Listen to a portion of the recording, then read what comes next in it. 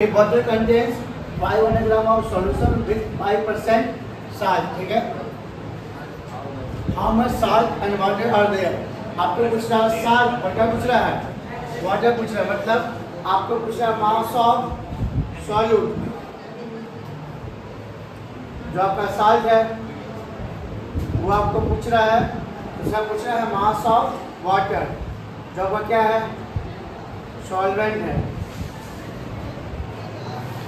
तो पहले आपको जब भी क्वेश्चन बनाते हो तो दो चीज़ देखो कि पहले क्वेश्चन रीड लो अच्छे से, दूसरे में क्या क्या दिया हो आप उसको लिख लो और क्या फाइंड करो उसको भी लिखो.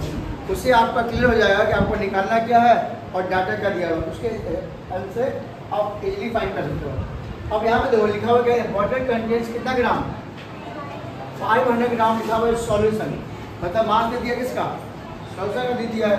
तो mass of solution, mass of solution कितना है, 500 ग्राम हमारे पास है. क्लियर. और ये दिया हुआ इसका परसेंटेज, मास परसेंटेज. तो कितना दिया हुआ मास परसेंटेज, 5% दिया हुआ है. तो अकॉर्डिंग टू क्वेश्चन चलते हैं हम लोग.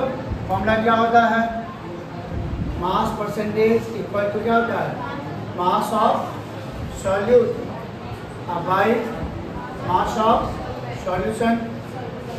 सॉल्यूशन आई इंटू 100. यहाँ पे वैल्यू पुट करो, मास परसेंटेज कितना है, 5 है. इक्वल टू सॉल्यूट निकालना हमको है, मास ऑफ सॉल्यूट. आया बात समझ में, ठीक है.